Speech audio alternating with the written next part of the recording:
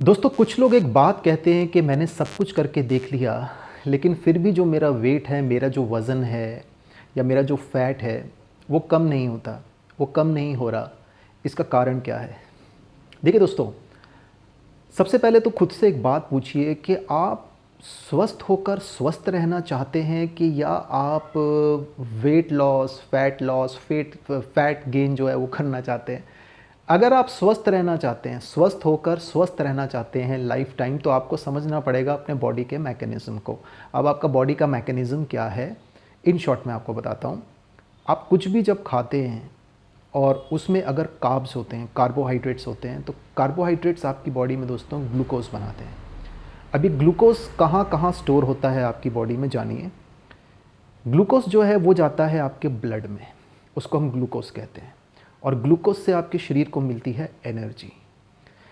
अब अगर ब्लड में ग्लूकोज़ बढ़ जाए तो एक डिसऑर्डर हो जाता है जिसे शुगर डायबिटीज़ कहा जाता है। इसके बाद आपका जो लिवर है, आपके जो मसल है, तो आपके लिवर और मसल में जो ग्लूकोज स्टोर्ड होता है उसको हम कहते हैं ग्लाइकोजन। ग्लाइकोजन मीन्स स्टोर्ड, जो स्टोर्ड जो ग्लूकोज है, इसे हम फैट भी कह सकते हैं।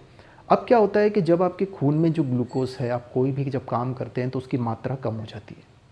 अब आपका शरीर जो है, आपका शरीर, आपके जो लिवर है और जो आपका ये जो मसल है, वहाँ से जो ये स्टोर्ड ग्लूकोज है वो स्टोर्ड ग्लूकोज आपके ब्लड में ट्रांसफ़र होता है। अब आप मोटे क्यों हुए समझना।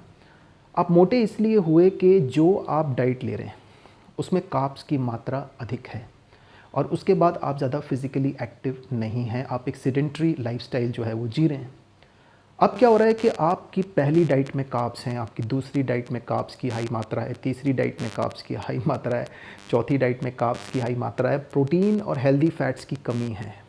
तो क्या होगा, आपकी बॉडी में ग्लूकोज जाता जा रहा है, जाता जा रहा है, बनता जा रहा है, स्टोर्ड होता जा रहा है, ब्लड में भी है, मसल में भी है, आपके लिवर में भी है। अब आपका लिवर और आपका मसल जितना भी उस ग्लूकोज को स्टोर कर सकता था उतना कर चुका है।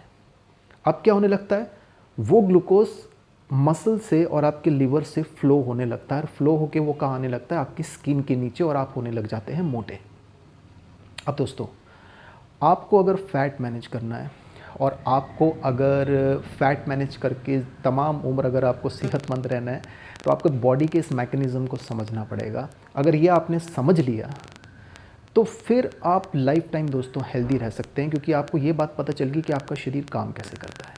अब आपको जब ये पता चल गया कि आपकी बॉडी काम कैसे करती है, तो अब आपको क्या करना है कि आपको जो एक प्रॉपर जो डाइट है, जिस डाइट में कार्ब्स, प्रोटीन्स और फैट्स एक राइट कॉम्बिनेशन हो इसका, वो डाइट आपको लेनी है। और जो कैलोरीज़ हैं, उन कैलोरीज़ का दोस्तों आपको जो है वो ध्यान जो है वो रखना है। अब यहाँ से जब हम आगे बढ़ेंगे तो यहाँ से जो एडवांस ट्रेनिंग जो हमारी शुरू होने वाली है, उसमें ये बहुत सारी चीज़ें जो हैं आपको जानने को, आपको सीखने को मिलने वाली हैं कि उसका मतलब कि आपको कैसे एक राइट बैलेंस जो है वो बनाना है।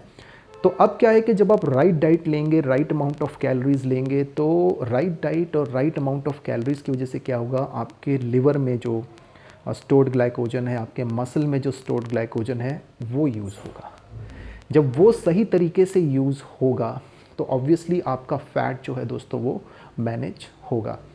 और एक बात याद रखिए कि अगर आपका मसल ग्लाइकोजन और अगर आपका लिवर ग्लाइकोजन, उसके साथ में आपके ब्लड में जो ग्लूकोज़ है, अगर वो एक नॉर्मल रेंज के अंतर्गत है, तो आप मोटे भी नहीं होंगे और आपको शुगर, डायबिटीज़, ये जो डिसऑर्डर है दोस्तों वो भी नहीं हो सकता।